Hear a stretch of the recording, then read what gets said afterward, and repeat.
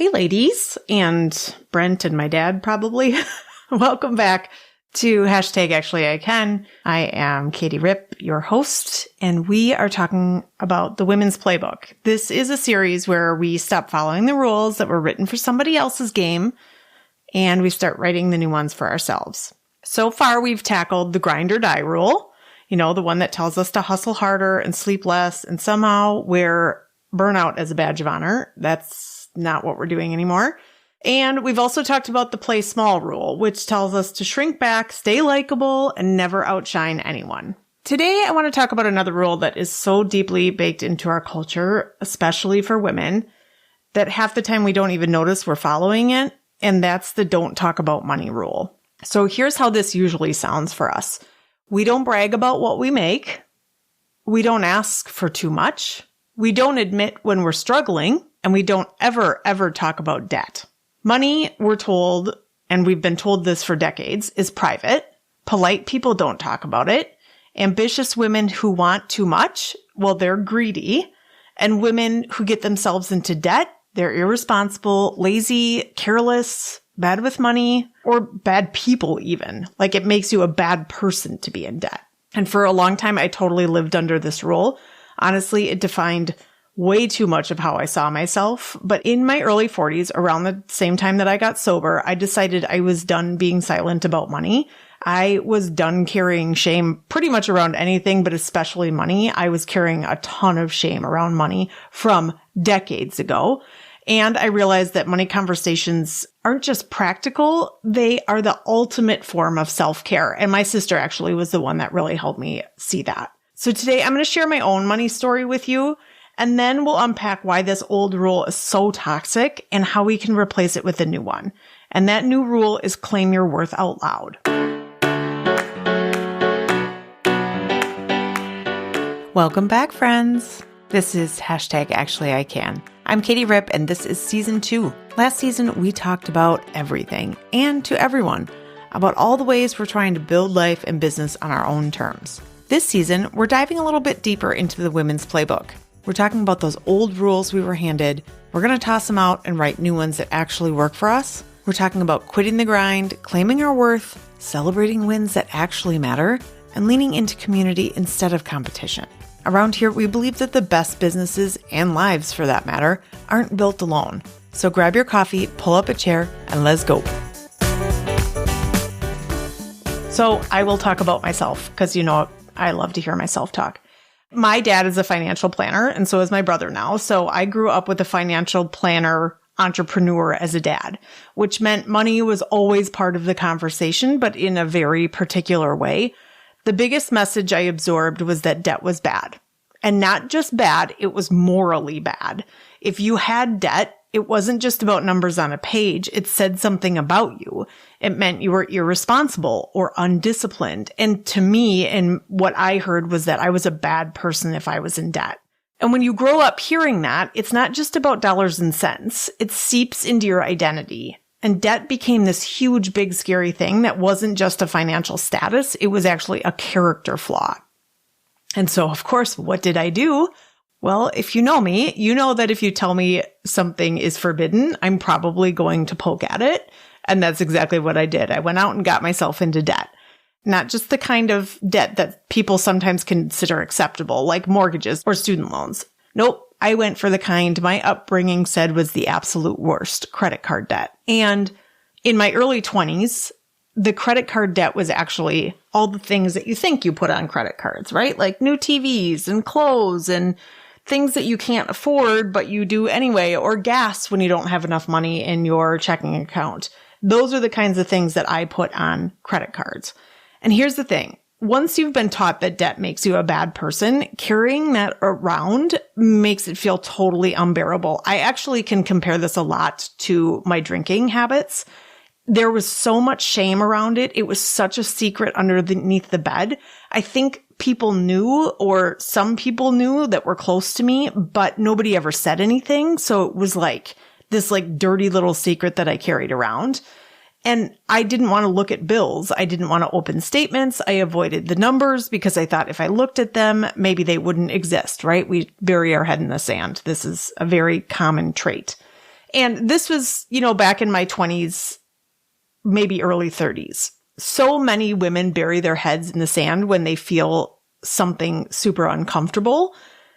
It's a defense mechanism. If I don't acknowledge it, maybe it won't hurt as much, or maybe I won't feel as shameful if I don't have to look at the actual numbers. And honestly, for women in relationships, it's even easier to hand it off. If you've got a man in your life or a woman in your life who handles the finances, and you've kind of been put into those roles over the years, especially if you've been married a while, somebody usually takes on that role. You can really just tell yourself, well, that's one less thing on my plate. He's got it. And that's what a lot of us do. I mean, who doesn't want to take that shit off our plate? Yes, please. But here's what I would argue now. With the clarity of hindsight, of course, hindsight is always 20/20. Understanding and owning your finances is literally the ultimate form of self-care. It's not optional. It's not extra credit. It's the foundation, because when you don't, you give away one of the most powerful levers of control in your life. For me, the turning point came in my 40s, and when I got sober, that's when I decided that my debt, that shame, I had already sort of conquered the shame of my drinking, and that debt was the next thing for me, and it just wasn't going to define me anymore. I was sick of hiding. I was sick of living under this story that said I was bad, and I finally decided to face it. And in my world, it was really telling my sister that things were not great, and her really just being there for me. She didn't try to fix it. She didn't try to do anything. I mean, she did try to fix it actually, but I didn't allow her to fix it. I just really needed a sounding board and somebody that wasn't going to be judgmental. And she ended up being my hero in that.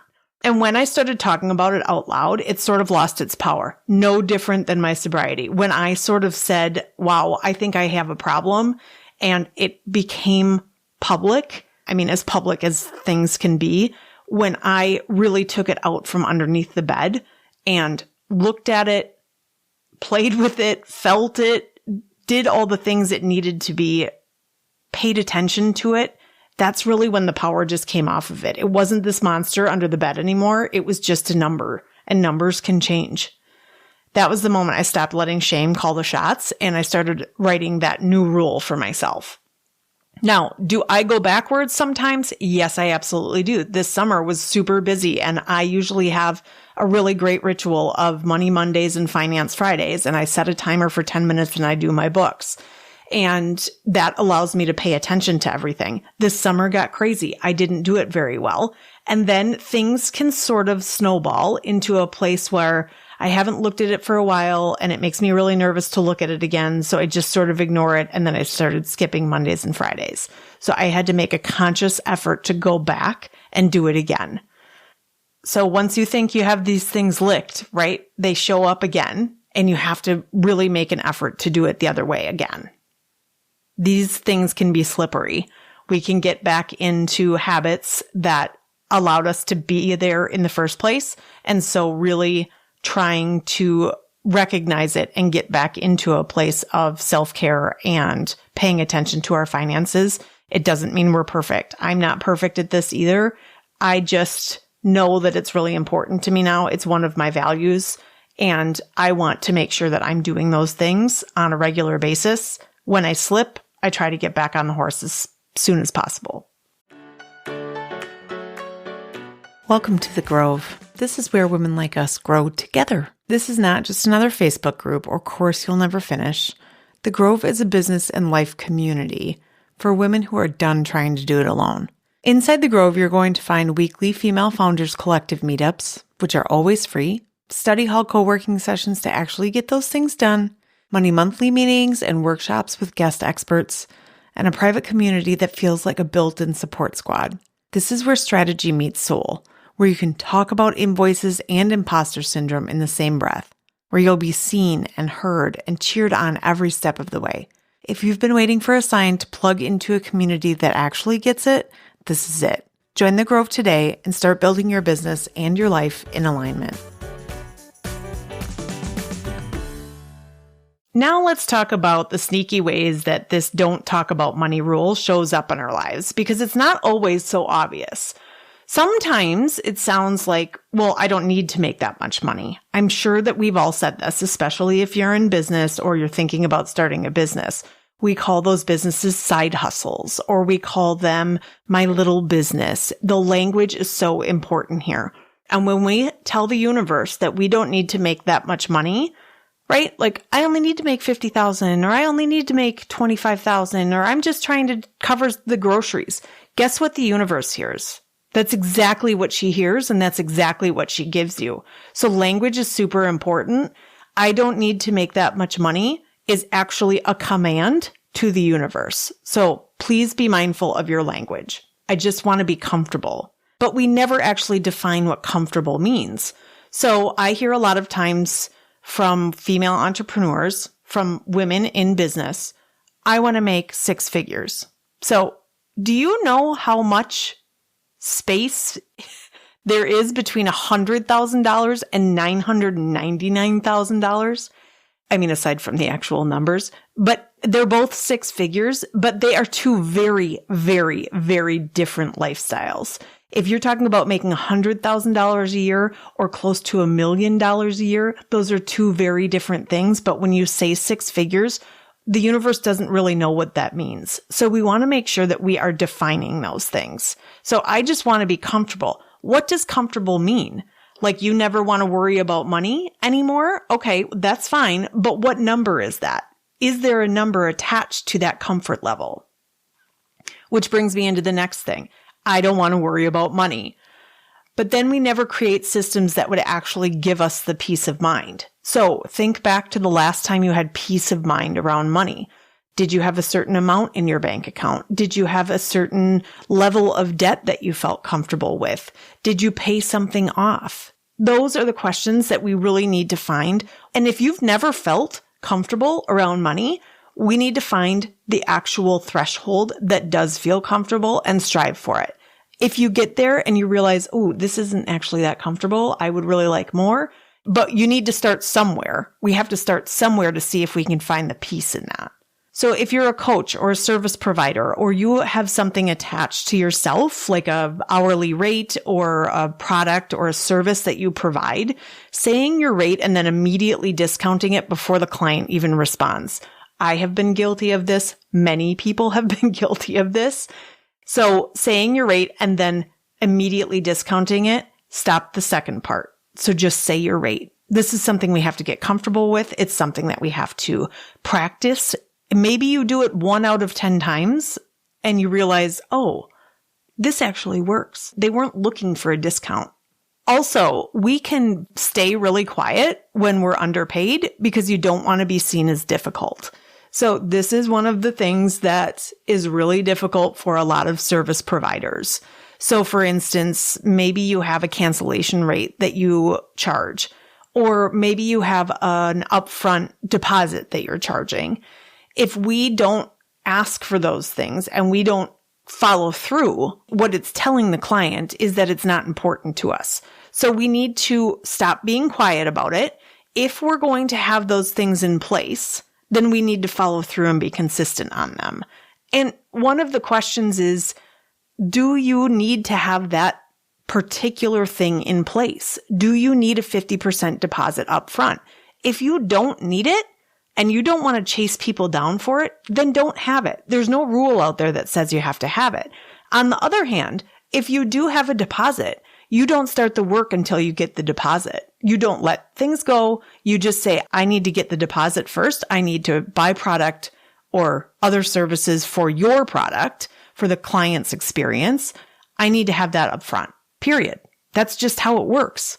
People are pretty accustomed to that. And one of the other ways that this don't talk about money rule shows up is avoiding money conversations with our partners or our staff or friends. Even though those conversations could really change everything, hiding behind spreadsheets or hiding behind finances or hiding behind partners that do it, those are the things that can end up creating resentment and secrets. And we don't want that.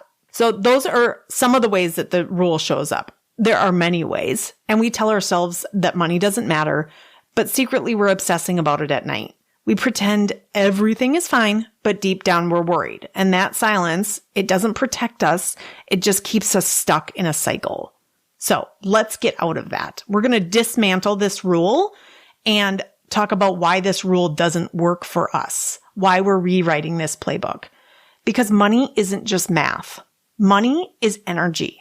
It's options. It's security. It's a tool. When we stay silent about money, we keep ourselves in cycles of undercharging and overworking. We end up resenting the businesses we've built because they don't actually support us. Have you heard the phrase, I just bought myself a job? Some of us buy ourselves super expensive jobs, right? We have a ton of expenses coming out of our ears. We're doing all the things and not getting any reward for it. That's buying yourself a job. That's not entrepreneurship. And when we stay silent about money, we keep ourselves in cycles. And this just isn't about us as individuals. This is systemic. When women don't talk about money, we don't build wealth. We don't pass it down. We don't invest in our communities the way we could. And that's exactly how the system keeps us dependent. I heard somewhere along the way in my lifetime that it is our responsibility as good, creative, whole, resourceful women to make money so we can share it with the people around us. And that flipped the script for me on money. And here's another truth. Silence doesn't actually shield us from shame. It actually makes it worse. If you listen to Brene Brown at all, or anybody that talks about shame, silence is the killer around shame. It thrives in the dark. The only way out of it is light and talking about it. That means dragging money conversations out into the open, even when it feels super scary. And actually, especially when it feels really scary. So here's the new rule. Claim your worth out loud. We're not going to whisper about it. No more apologizing for wanting more. No more cutting yourself off at the knees because you don't want to seem greedy. Here's what it looks like in practice. Naming your financial goals clearly, even the ones that make you squirm a little bit. So let me give you an example of this. I once had a client and I was asking her what her goals were, her financial goals. And she said, I'm going to paraphrase this because I don't want her to feel like I'm sharing her story. So she said she'd like to retire in Alaska in a mountain lodge. I said, oh man, that sounds cool. What does that cost? What does a mountain lodge in Alaska cost? And she was like, well, I don't know. I said, well, how much money do you need in order to have a mountain lodge in Alaska? And she was like, well, I don't know. I suppose I need to have $1 million in the bank. I said, whoa, time out. We need to find out how much it actually costs. This is like also people that want to have a dream home or build a dream house. How much does it cost to build a dream house? Who knows? It could be $200,000 or it could be $2 million or it could be $20 million. But when we don't have the exact financial goal clearly set, it's just ambiguous. It just doesn't give us a path to walk down. It just lays it out in the middle and it's never actually something to attain. So the second thing we need to start doing is saying your rates without flinching. This is a practice thing. This is something you might have to do in the mirror. I know it sounds weird, but when we are talking about how much we're charging for our services, whatever that number is, you need to feel comfortable with it, both from a receiving end and a giving end. I am giving you this service for this amount of money, and this is what I'm worth, period. And then raising those rates when it's time without apology. You can raise your rates anytime. Does that mean that somebody yesterday paid $100 an hour and the new person today is going to pay $250 an hour? Possibly. And are those people sharing your rates in between themselves? Possibly. Very doubtful. We need to start talking about our debt. We need to start actually saving, talking about revenue, and talking about goals, your financial goals with people you trust, so we can normalize those conversations. And then celebrating your financial wins the same way you would celebrate your personal ones. Women need to claim their worth out loud because when we do, everything shifts. Our confidence shifts, our business shifts, our legacies shift. This isn't just about money. It's about power and freedom and choice. So here's my challenge for you this week. Start one money conversation out loud. That could look like telling your friend your actual revenue goal this year. It could look like saying your rate in the mirror. without tacking on, but I can be flexible. It might mean raising your rates and sharing that increase with confidence. Or maybe it's just looking at your debt. It's just looking at your bank accounts. It's just opening up the credit card statement and saying, this number does not define me. It's just data, and data can change. Because the more you say it out loud, the less power it has over you. Money doesn't have to be this big, scary secret. It can just be a conversation like everything else. And the more you practice it, the easier it becomes. I promise. And if you ever want to chat about money, I am always around. You can come into the Grove. We have a money meeting the first Monday of every month.